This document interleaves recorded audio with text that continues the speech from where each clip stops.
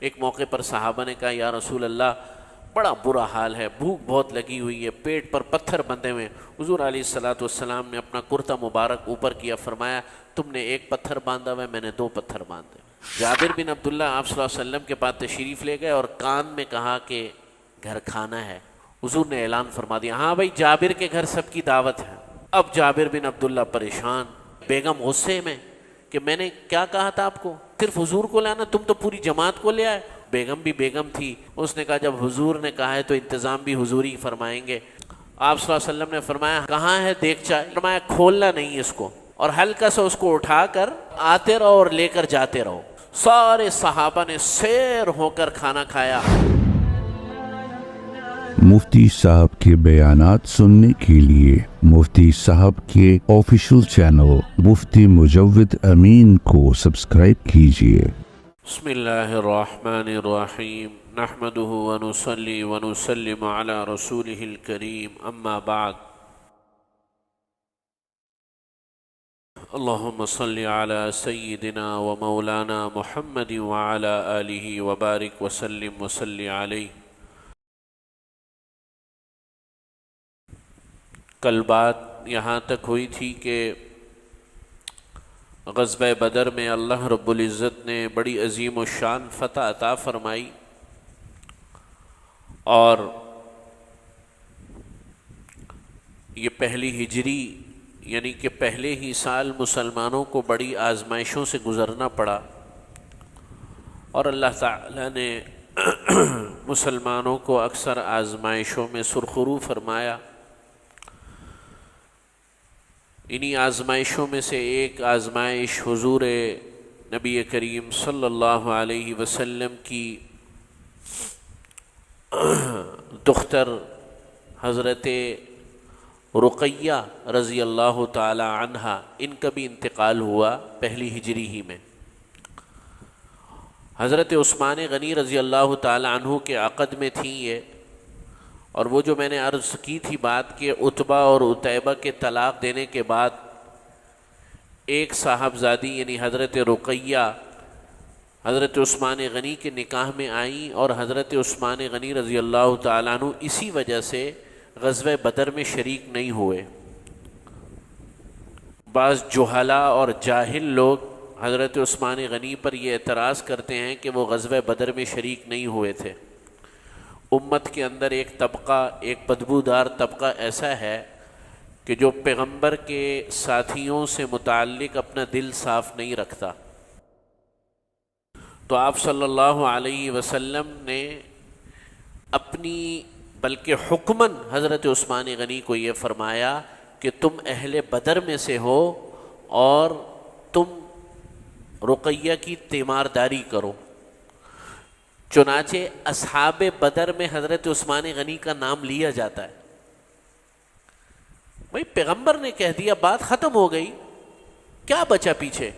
یہاں تک کہ مال غنیمت میں سے حضرت عثمان غنی کو حصہ ملا۔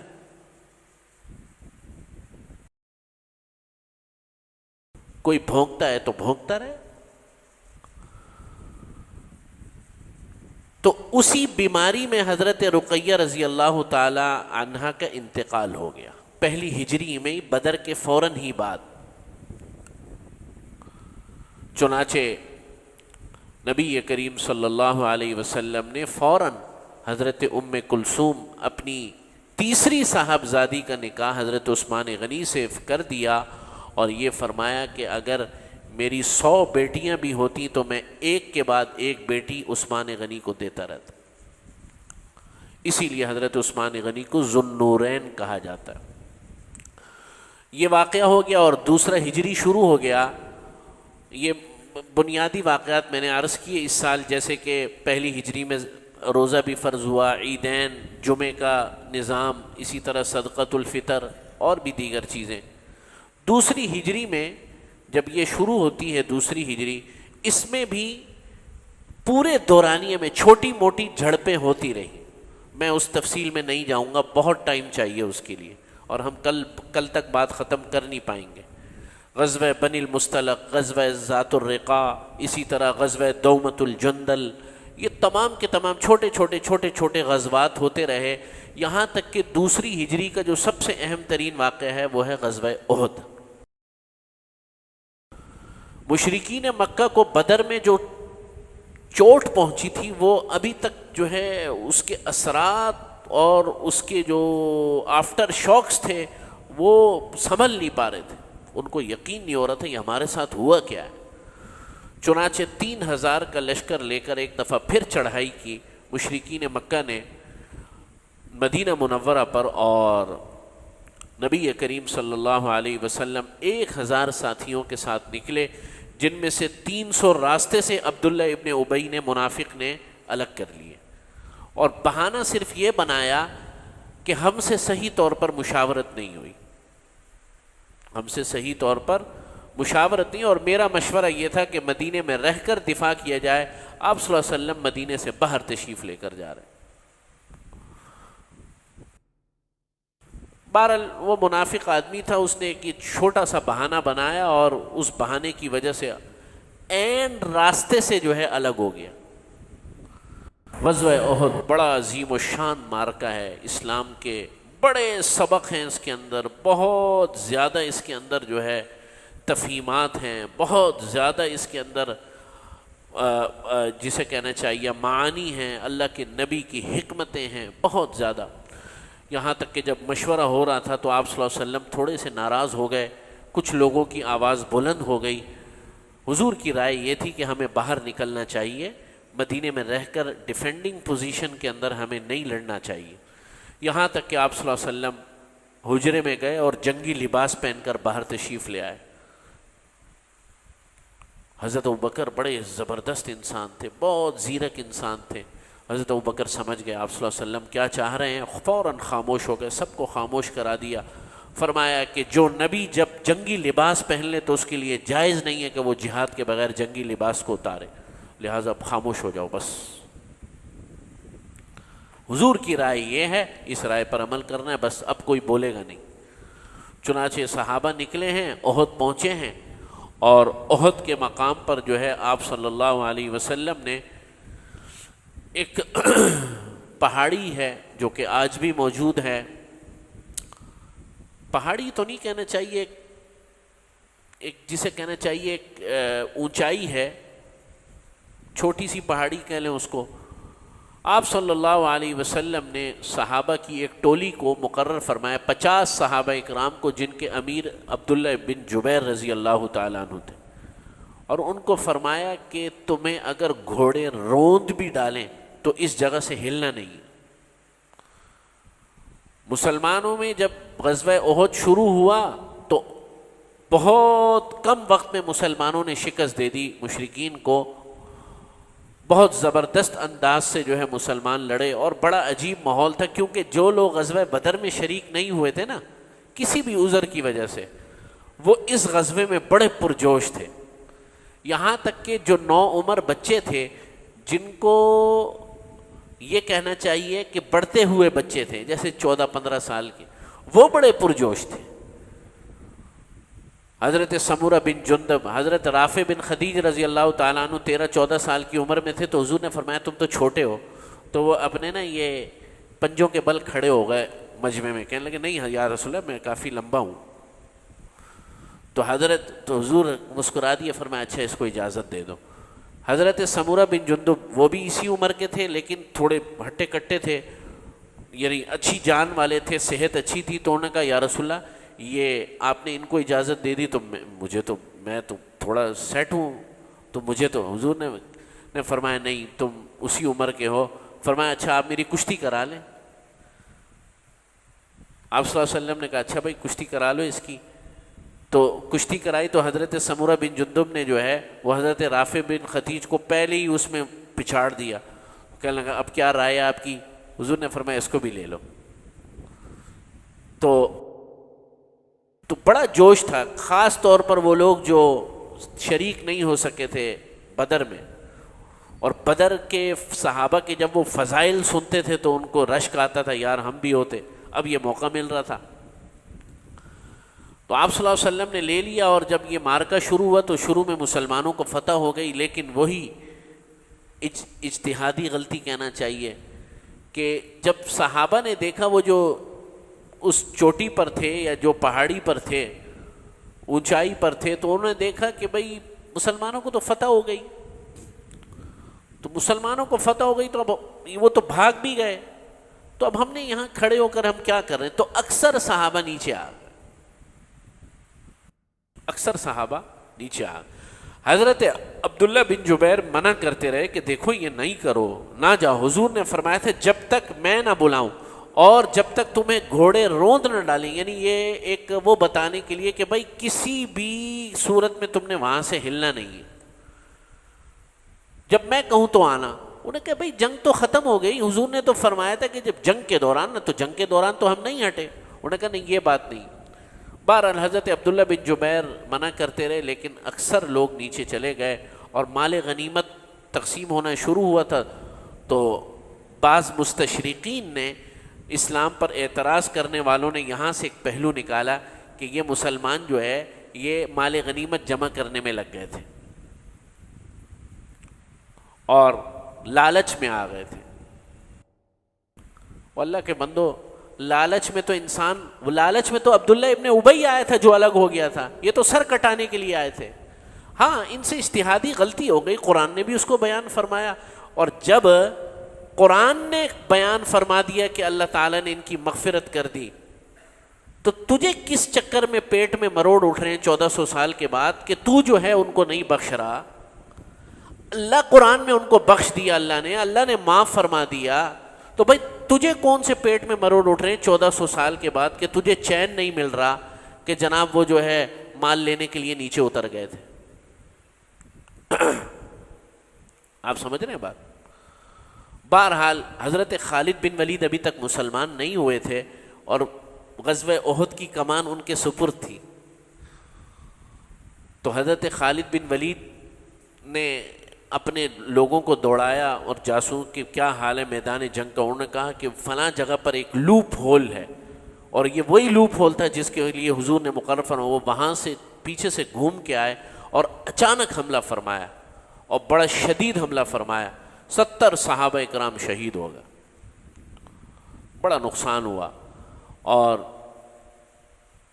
حضرت خالد بن ولید زندگی میں جب مسلمان ہو گئے تو کہا کرتے تھے، فرمایا کسی نے کہا کہ آپ جنگوں میں ہی ہر وقت رہتے ہیں، ہر وقت جنگوں میں، جسم کا کوئی حصہ حضرت خالد بن ولید کا ایسا نہیں تھا جہاں زخم نہ ہو۔ فرمایا کوشش کرتا ہوں غزوہ احد میں جو میرے سے 70 صحابہ کرام شہید ہو گئے اس کا کسی طریقے سے کوئی کفارہ ہو جائے۔ حالانکہ اللہ نے معاف فرما دیا، نبی کریم صلی اللہ علیہ وسلم نے سیف اللہ کا لقب عطا فرما دیا، ختم ہو گئی بات۔ لیکن اپنا دل بھی تو ہوتا ہے نا۔ تو حضرت خالد بن ولید رضی اللہ تعالیٰ عنہ آئے اور اس موقع پر مسلمانوں کو پسپائی اختیار کرنی پڑی اور بھگدڑ مچ گئی، یہاں تک کہ مشہور ہو گیا کہ نبی کریم صلی اللہ علیہ وسلم شہید ہو گئے، لیکن وہ اصل میں حضرت مصعب بن عمیر رضی اللہ تعالیٰ عنہ شہید ہوئے تھے۔ حضرت مصعب بن عمیر حضور سے بڑے مشابہ تھے، قد میں بھی، رنگ میں بھی۔ تو ظاہر ہے جب میدان جنگ میں ویسے بھی بندے کا جو ہوتا ہے وہ پراگندہ ایک سارا کچھ ہو جاتا ہے، میلا کچیلا ہو جاتا ہے، تو وہ ایک خبر پھیل گئی، اس سے صحابہ میں بددلی پھیل گئی، یہاں تک کہ حضرت غالباً حضرت طلحہ رضی اللہ تعالیٰ عنہ نے حضور کو دیکھا اور پھر انہوں نے نعرے تکبیر بلند کی اور سب صحابہ کو جمع فرمایا کہ حضور حیات ہیں الحمدللہ۔ لیکن آپ صلی اللہ علیہ وسلم پر بھی خوب جو ہے مشرکین نے حملہ کیا، یہاں تک کہ ایک کافر نے آپ صلی اللہ علیہ وسلم کے چہرے مبارک پر حملہ کیا، تو یہ جو خود ہوتا ہے، خود سر کو بچانے کے لیے ہیلمٹ جو ہوتا ہے، اس کی کڑیاں یہاں تک آئی ہوئی ہوتی ہیں، یہ کڑیاں، 2 کڑیاں آپ صلی اللہ علیہ وسلم کے رخسار مبارک میں گھس گئیں اور ایک دانت بھی شہید ہو گئی۔ اس موقع پر جو ہے وہ حضرت ابوبکر صدیق رضی اللہ تعالیٰ عنہ جو ہے وہ آگے بڑھے اور انہوں نے نبی کریم صلی اللہ علیہ وسلم سے کہا کہ میں نکالے دیتا ہوں آپ کا جو ہے یہ جو کڑیاں جو گھس چکی ہیں، یہاں تک کہ غالباً حضرت سعد بن ابی وقاص رضی اللہ تعالیٰ عنہ نے پھر وہ کڑیاں نکالی اپنے دانتوں سے اور ان کے دانت دونوں ٹوٹ گئے آگے کے۔ تو یہ واقعات پیش آتے رہے. آپ صلی اللہ علیہ وسلم کو حضرت طلحہ اس دن جس طریقے سے لڑے ہیں وہ مشہور ہوئے. جنگ احد کی وجہ سے حضرت طلحہ مشہور ہوئے کہ آپ صلی اللہ علیہ وسلم کو اپنی یہ کمر مبارک کو آپ صلی اللہ علیہ وسلم کی ڈھال بنایا اور سارے تیر اور زخم جو ہے اپنی کمر پر لیے. آپ صلی اللہ علیہ وسلم ایک مقام پر گھیرے میں آئے تو حضرت علی رضی اللہ تعالی عنہ نے کمال بہادری کے ساتھ اس گھیرے کو توڑتے ہوئے آپ صلی اللہ علیہ وسلم کو جو ہے ایک محفوظ مقام پر لے گئے. یہ نبی جہاد میں ہے, یہ نبی میدانوں میں ہے. انا النبی لا کذب انا ابن عبد المطلب. آپ صلی اللہ علیہ وسلم اشعار پڑھ رہے ہیں کہ میں نبی ہوں, میں کوئی جھوٹا نہیں ہوں. انا ابن عبد المطلب, میں عبد المطلب کا پوتا ہوں. یعنی یہ عربوں کے اندر رواج تھا یہ اپنی دوران جنگ اشعار پڑھنے کا. آپ صلی اللہ علیہ وسلم نے میدان جنگوں میں یہ حضور کی سیرت کا یہ جو گوشہ ہے یہ ہم چھوڑ دیتے ہیں, یہ بیان نہیں کرتے کہ پیغمبر میدان جہاد میں کس طرح ہیں, پیغمبر جناب کس طریقے سے لڑ رہے ہیں. پیغمبر کی کوئی سال ایسا نہیں تھا جو چین کا گزرا ہو 6 سال تک. 27 غزوات تو مورخین نے لکھے ہیں, 27 یعنی وہ غزوات جن میں حضور علیہ الصلوۃ والسلام بنفس نفیس شریک ہوئے. علامہ شبلی نعمانی نے سیرت النبی میں تقریباً 35 غزوات لکھے ہیں کہ جن میں حضور خود شریک ہوئے. اتنا بڑا مرحلہ ہے حضور کی زندگی کا یہ, لیکن لوگوں کو پتہ نہیں ہے. اور سیدھی بات ہے کوئی اب بیان بھی نہیں کرتا. ایجنسیوں کا خوف, فلاں خوف, جہاد یہ وہ, جہاد لیں گے پتہ نہیں کیا ہو جائے گا. اور اللہ کے نبی کی زندگی تو بیان کرنی چاہیے نا, کوئی موجودہ حالات سے مطابقت رکھتے ہوئے ان کو منطبق نہ کرے. اللہ کے نبی کی زندگی تو بیان کرو. قرآن بھرا پڑا ہے جہاد سے. سورہ انفال پوری جہاد, سورہ توبہ پوری جہاد, سورۃ المحمد پوری جہاد, سورۃ الفتح پوری جہاد, پورے کے پورے پارے جہاد پر مشتمل. تو یہ پہلو بھی حضور کی زندگی کا بیان ہونا چاہیے. امت میں یہ جو بزدلی آئی ہوئی ہے نا, یہ جو خساست آئی ہوئی ہے امت کے اندر, اس کا ایک بہت بڑا جرم ہم لوگوں کا یہ بھی ہے کہ حضور کی جہادی زندگی کو بیان نہیں فرمایا. کسی کے باپ کی جرت نہیں ہے کہ وہ اللہ کے نبی کی زندگی جو جہاد سے متعلق ہے اس کو قرآن سے نکال سکتا ہے کیا؟ قیامت تک نہیں نکال سکتا. تو بھائی کیوں بیان کرنے سے ڈرتے ہو؟ حضور کی زندگی تو بیان کرو نا. باقی آپ کے ملک کے حالات, موجودہ حالات کیا تھے, کیا ہیں, کیا ہوں گے, وہ اللہ تعالیٰ بہتر جانتے ہیں. اس میں کچھ صحیح بھی ہے, کچھ غلط بھی ہے, لیکن حضور کی زندگی تو بیان ہونی چاہیے.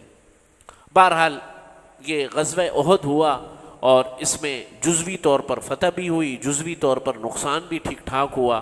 اور اس کے بعد جو ہے مشرکین نے بہرحال یہ کہنا شروع کر دیا کہ ہم نے اپنے 70 سرداروں کا بدلہ لے لیا. سید الشہداء حضرت حمزہ رضی اللہ تعالی عنہ شہید ہوئے, بڑی بے دردی کے ساتھ شہید کیا گیا. اور بھی بڑے صحابہ اکرام, آپ صلی اللہ علیہ وسلم کو غزوہ احد میں جو صحابہ شہید ہوئے ان سے بڑی محبت تھی. حضور علیہ الصلوۃ والسلام اکثر جو ہے تشریف لے جاتے تھے میدان احد اور جا کر جو ہے ان پر سلام پڑھتے اور ان کے لیے مغفرت طلب کرتے. اور خاص طور پر آپ صلی اللہ علیہ وسلم زندگی کے آخری دنوں سے بھی کچھ عرصہ پہلے جو ہے آپ صلی اللہ علیہ وسلم غزوہ احد میدان احد تشریف لے گئے. اور آپ صلی اللہ علیہ وسلم نے شہدائے احد پر, اس لیے جو حضرات مدینہ منورہ جائیں شہدائے احد کے پاس ضرور جائیں. چوتھی اسی طریقے سے تیسری ہجری میں بھی یہ جنگ و جدل کا سلسلہ جاری رہا. اس میں بھی چھوٹے موٹے مارکے پیش آتے رہے اور یہودیوں نے کھلم کھلا اپنے اس معاہدے کی میثاق مدینہ کی خلاف ورزی شروع کر دی. مثلا کیا خلاف ورزی؟ کہ بھئی جو چیزیں طے ہوئی تھیں آپ صلی اللہ علیہ وسلم کے ساتھ, انہوں نے ریشہ دوانیاں, سازشیں شروع کر دیں. یہاں تک کہ اس کا جو اینڈ ہوا وہ غزوہ خندق, جسے غزوہ احزاب بھی کہتے ہیں, اس پر ہوا. اور اس کا صورتحال یہ ہوئی کہ مشرکین مکہ نے اپروچ کیا یہودیوں کو مدینہ منورہ میں اور ان کو کہا دیکھو تم ان کو نکالو یہاں سے اور ہماری مدد کرو, اگر نہیں کرو گے تو اب ہم محمد نعوذ باللہ ان کو چھوڑ کر جو ہے ہم تم سے جنگ کریں گے. یہودی تو پہلے ہی چاہتے تھے کہ بھائی یہودی کو خوش تھوڑی تھے. انہوں نے کہا ٹھیک ہے آپس میں ایک الائنس بناتے ہیں اور حملہ کرتے. چنانچہ غزوہ خندق یا غزوہ احزاب دونوں نام ہیں اس کے، قرآن مجید میں اس کا نام غزوہ احزاب ہے اور سورۃ الاحزاب ہی کے نام سے سورت بھی ہے. تو ایک ساتھ حملہ کیا، یہاں تک کہ یہودیوں کے آدمی بغیرتی کے لیول پر جب آتا ہے نا تو پھر یہ حرکتیں کرتا ہے. یہاں تک کہ حالانکہ یہ لوگ تھے تو موحد، یہودی جو تھے آسمانی کتاب کے ماننے والے تھے نا. تو مکہ مکرمہ میں جب ان کا وفد گیا ملنے کے لیے کچھ مشرکین مکہ سے معاملات طے کرنے کے لیے تو بتوں کے آگے جھکے. آپ سمجھ رہے ہیں بات؟ حالانکہ ان کے مذہب میں تو بتوں کا تصور ہے ہی نہیں، لیکن ان کو خوش کرنے کے لیے بتوں کے آگے بھی جھکے کہ ہم تمہارے ساتھ ہیں. آدمی جب گراوٹ پر اترتا ہے تو یہ کام کرتا ہے. چنانچہ ایک مشترکہ حملہ ہوا اور حضرت سلمان فارسی رضی اللہ تعالی عنہ کی مشورے سے جو ہے خندق کھودی گئی مدینہ منور.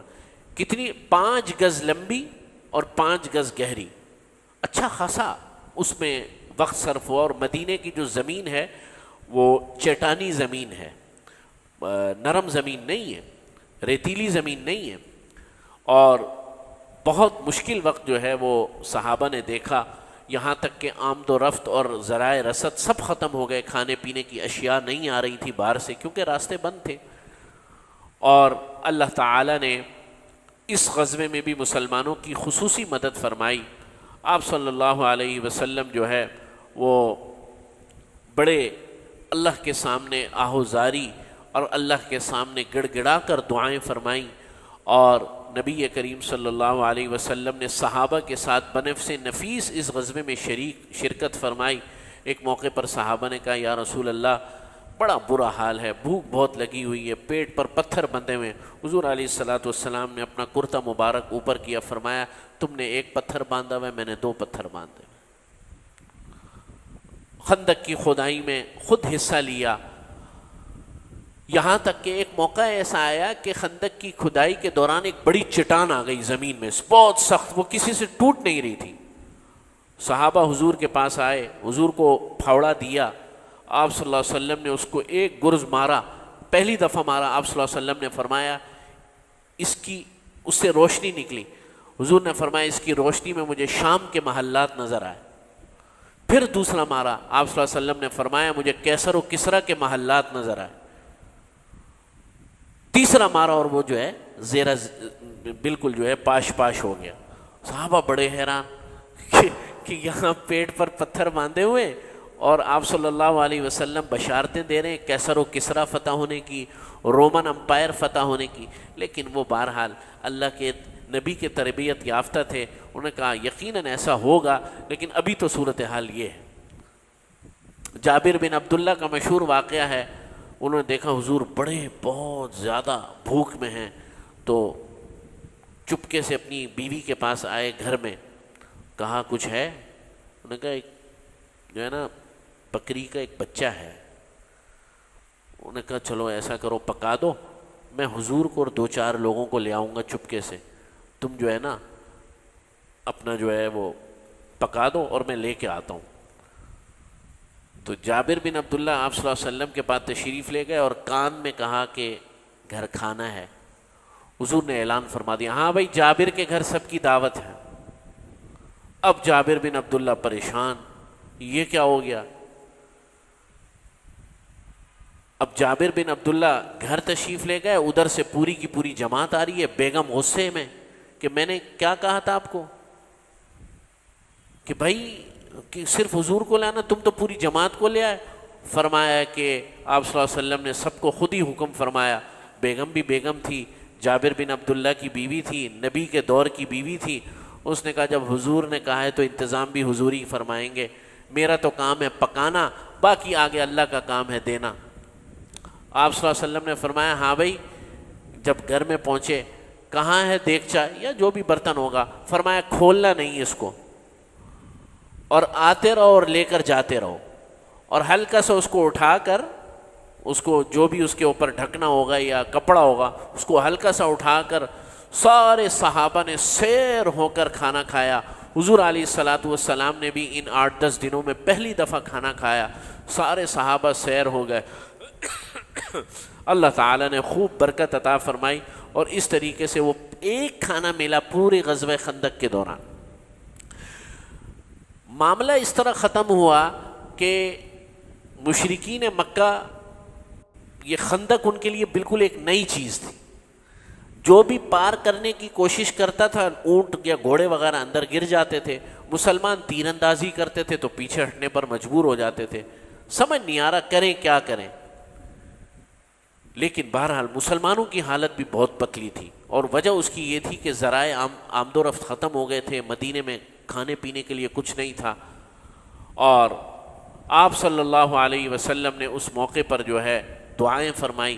رات کو اللہ نے سرد ہوا چلائی. ویسے موسم سردی کا تھا وہ، لیکن ایسی سرد ہوا چلائی کہ خیموں کے خیمے اکھڑ گئے.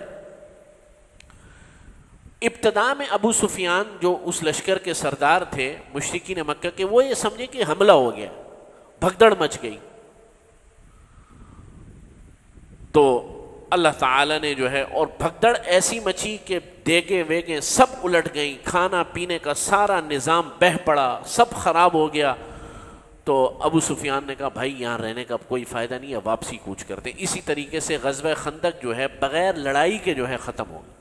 اللہ تعالیٰ نے اس فتنے کو ٹالا. لیکن آپ صلی اللہ علیہ وسلم نے غزوہ خندق جیسی ختم ہو، حضور نے فرمایا کوئی ہتھیار نہیں رکھے گا، پہلے چلنا ہے ادھر بنو نذیر اور بنو قریظہ، ان لوگوں کو سبق سکھانا ہے. یہ جو یہودی جنہوں کی سپورٹ سے یہ سارا کچھ ہوا تھا، چنانچہ ان کا محاصرہ ہوا. اور محاصرے کے بعد جو ہے بنو قینقاع جو ہے، تین مین قبیلے تھے یہودیوں کے. ایک بنو قینقاع، بنو نذیر اور بنو قریظہ. بنو قینقاع کو تو کہا تم جاؤ یہاں سے، وہ تو شام چلے گئے اپنے علاقے میں. قینقاع ایک علاقہ ہے. بنو نذیر جو ہے ان کو جو ہے خیبر کی طرف جو ہے جلا وطن کر دیا، اور بعد میں حضرت عمر رضی اللہ تعالیٰ عنہ نے ان کو خیبر سے بھی نکال دیا. یہ ایسی خبیث مخلوق ہے جہاں ہوتی ہے چین سے نہیں رہتی. اور بنو قریظہ کا جرم بہت بڑا تھا. حضرت سعد بن معاذ رضی اللہ تعالیٰ عنہ کو حضور نے فرمایا کہ تم فیصلہ کرو. انہوں نے کہا میں تو تورات سے فیصلہ کروں گا. یہودی خوش ہو گئے کہ تورات سے فیصلہ کریں گے. ہاں ہاں ہاں ٹھیک ہے ٹھیک ہے. تورات میں جو انہوں نے جرم انجام دیا تھا، تو ان کے بڑے بڑے جب علماء آئے یہودیوں کے، انہوں نے تورات کو کھولا تو اس جگہ پر انگلی رکھ دی، ہاتھ ایسے کر کے رکھ دیا نا چھپانے کی غرض سے، کہ تورات میں جو جرم انہوں نے انجام دیا تھا اس کی سزا قتل ہے. حضرت سعد بن معاذ نے کہا یہاں سے ہاتھ ہٹاؤ. ہاتھ ہٹایا تو کہا یہ سزا ہے، چلو جی کتاب بند کرو، ان کے سارے مردوں کو قتل کرو، ساروں کو، نوجوانوں کو، جتنے بھی جنگ میں شریک ہوئے سب کو قتل کرو، اور عورتوں اور بچوں کو چھوڑ دو. چنانچہ ایسا ہی ہوا. ایک اعتراض اسلام پر جو آپ صلی اللہ علیہ وسلم کی نبوی زندگی میں اعتراضات جو لوگ کرتے ہیں، ان میں سے ایک اعتراض اس واقعے پر بھی کہ دیکھو کتنی سفاکی کی. یہ بالکل سفاکی نہیں. دنیا کے ہر ملک کے اندر آپ وہاں کے ریاستی ڈھانچوں کا جائزہ لے لیں، باہر کا دشمن برداشت ہے، اندر کا دشمن برداشت نہیں. جی ہاں، اندر کا دشمن، یہ اندر موجود تھے، یہ کبھی بھی مسلمان عورتوں کی عصمتیں دری کر سکتے تھے. باہر تو جو دشمن ہے وہ تو قریش کا مکے سے آ رہا ہے، کوئی کہاں سے آ رہا ہے، کوئی کہاں سے آ رہا ہے. یہ تو اندر مدینے کے اندر موجود تھے. ان کا تو یہاں رہنا اپنی موت کو دعوت دینے کے مترادف تھا. پھر بھی اللہ کے نبی کا ظرف تھا کہ ان کو 5-6 سال برداشت کیا، اور ہمیشہ ہمیشہ کے لیے سبق دینے کے لیے بہت ضروری تھا. بعض پھر بھی نہیں آئے، خیبر میں جا کے پھر شروع ہو گئے، پھر خیبر فتح ہوا، وہ بعد کا واقعہ ہے. یہاں تک کہ ان کو دفع کیا، جزیرت العرب سے نکالا. آپ صلی اللہ علیہ وسلم نے فرمایا اخرج الیہود من جزیرت العرب، کہ میری آخری وصیتوں میں سے حضور کی وصیت یہ تھی کہ ان کو جزیرت العرب سے نکال دو. ان کو بالکل بے دخل کر دو، جہاں پر رہتے ہیں فساد کرتے ہیں۔ اس قوم کی سرشت میں یہ بات۔ بہرحال غزوہ احزاب ہوا، اور اس کے بعد جو ہے سن 6 ہجری کے اندر آپ صلی اللہ علیہ وسلم نے خواب دیکھا، اور خواب یہ دیکھا کہ آپ صلی اللہ علیہ وسلم عمرہ فرما رہے ہیں۔ نبیوں کا خواب بھی جو ہے وہی ہوتا ہے۔ آپ صلی اللہ علیہ وسلم پر وحی کی صورتوں میں سے، جن صورتوں میں وحی آتی تھی ان میں سے ایک صورت جو ہے وہ خواب کا آنا بھی ہے، نبی کا خواب سچا ہو۔ اسی لیے تو حضرت ابراہیم علیہ السلام نے جب خواب دیکھا حضرت اسماعیل کو ذبح کرنے سے متعلق، تو کوئی تعویل نہیں کی، وہ خواب تھا، نبی کا خواب ہے وہ۔ حضور علیہ السلام کو اس خواب میں وقت نہیں بتلایا گیا، خواب دیکھا آپ صلی اللہ علیہ وسلم نے دیکھا خواب، صحابہ کو فرمایا تیاری کرو عمرے پر جانا ہے۔ سب صحابہ خوش ہو گئے، اللہ کے نبی کی معیت میں عمرہ کریں گے، اور لیکن اللہ کو کچھ اور منظور تھا۔ چنانچہ حدیبیہ کے مقام پر جب پہنچے ہیں تو حدیبیہ کے مقام پر آپ صلی اللہ علیہ وسلم نے پیغام بھجوایا مکہ مکرمہ کہ دیکھو ہم صرف کسی نیت سے نہیں آئے، عمرہ ادا کریں گے اور واپس چلے جائیں گے۔ لیکن مشرکین مکہ نے اجازت نہیں دی۔ اس کے بعد مذاکرات شروع ہوئے۔ یہ بھی اسلامی تاریخ کا ایک عجیب واقعہ۔ آپ صلی اللہ علیہ وسلم نے مذاکرات کے لیے حضرت عثمان غنی رضی اللہ تعالیٰ عنہ کو بھیجا۔ حضرت عثمان غنی تشریف لے گئے، اور کچھ ایسی صورتحال بنی کہ افواہ یہ پہنچی یہاں پر آپ صلی اللہ علیہ وسلم کے پاس حدیبیہ میں کہ آپ صلی اللہ علیہ وسلم کے جانثار صحابی حضرت عثمان غنی کو شہید کر دیا۔ اس موقع پر حضور علیہ السلام نے بیعت لی، اور بیعت اس بات پر لی کہ ہم عثمان کا بدلہ لیے بغیر اب یہاں سے نہیں جائیں گے۔ ہم تو امن کے ساتھ آئے تھے، ہم نے ہر معاہدہ ان کے ساتھ پورا کیا، ہر بات پوری کی، لیکن اب انہوں نے دنیا کے اندر، جاہلیت کے اندر بھی سفیر جو ہوتا ہے اس کو ساری دنیا کے اندر اور آج بھی اس کو ایگزیمپشن حاصل ہوتی ہے، اور سفیر کو قتل کرنا براہ راست جنگ کو دعوت دینے کے مترادف ہے۔ آپ سمجھ رہے ہیں بات؟ یہ اسلام نے ان چیزوں کی رعایت کی ہے۔ چنانچہ حضور نے فرمایا یہ کیا طریقہ کار ہے، ہم نے تو بات کرنے کے لیے بندہ بھیجا، انہوں نے قتل، حالانکہ حضرت عثمان غنی شہید نہیں ہوئے تھے۔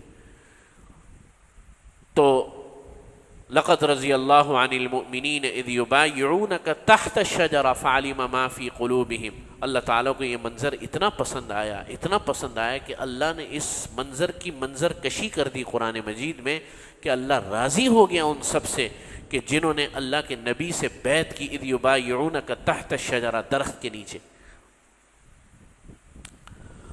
اور وہ بیعت اس بات پر تھی کہ عثمان غنی کا بدلہ لیے بغیر نہیں جائیں گے، یہاں تک کہ آپ صلی اللہ علیہ وسلم نے اپنے ایک ہاتھ کو، اس والے ہاتھ کو عثمان غنی کا ہاتھ بتا کر فرمایا کہ یہ عثمان کا ہاتھ ہے، یہ میں بھی بیعت کرتا ہوں۔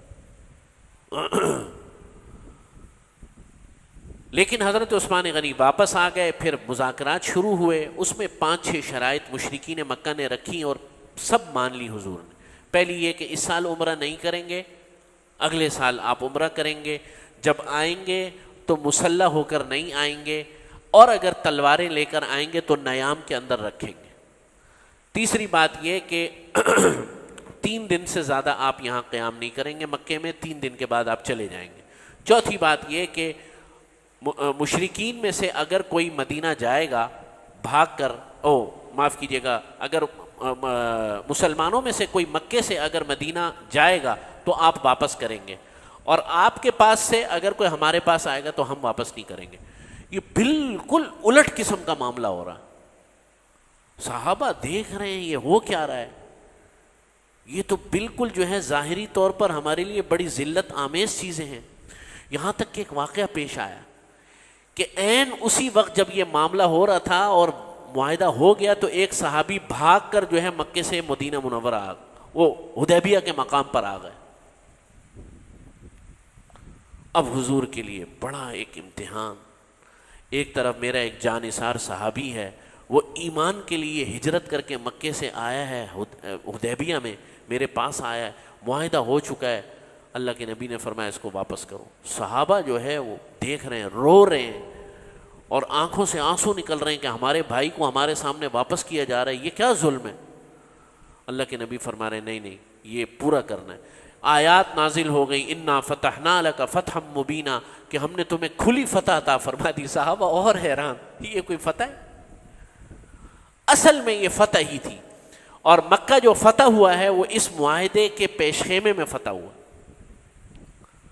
چنانچہ یہ جو ہے کیا کہتے ہیں, معاہدہ پورا ہوا. آپ صلی اللہ علیہ وسلم نے اس معاہدے کو مانا, لیکن صحابہ بڑے ہی زیادہ, جسے کہنا چاہیے نا کہ ان کا جو جوش تھا, ان کا جو ولولہ تھا, وہ بالکل جو ہے زیرو ہو چکا تھا.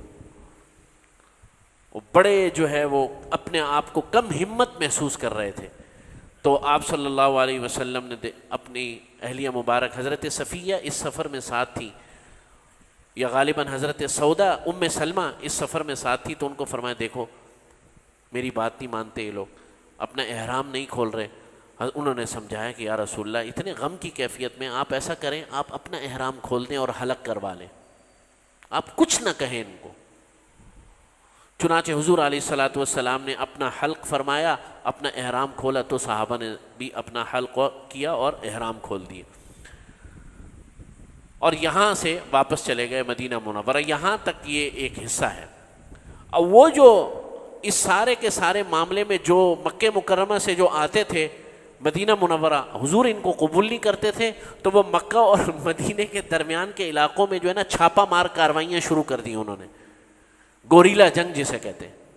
مکے سے جو قافلہ جا رہا ہے اس کے اوپر حملہ ہو رہا ہے. ان کے خوب مزے, مکے کے مشرکین تنگ آ گئے, یہاں تک کہ ایک وفد آیا, انہوں نے کہا خدا کے لیے ان بندوں کو اپنے پاس ہی بلا لو, یہ تو ہمارے لیے جو ہے اور زیادہ اذیت کا باعث بن گئے. حضور نے فرمایا ٹھیک ہے, اب میرے بندے میرے پاس بھیج دو. تو یہاں تک کا مرحلہ ہے, اور اگلا مرحلہ انشاءاللہ تعالی آپ صلی اللہ علیہ وسلم کے وصال تک کا ہے. بقیہ تفصیل انشاءاللہ. الحمدللہ رب العالمین.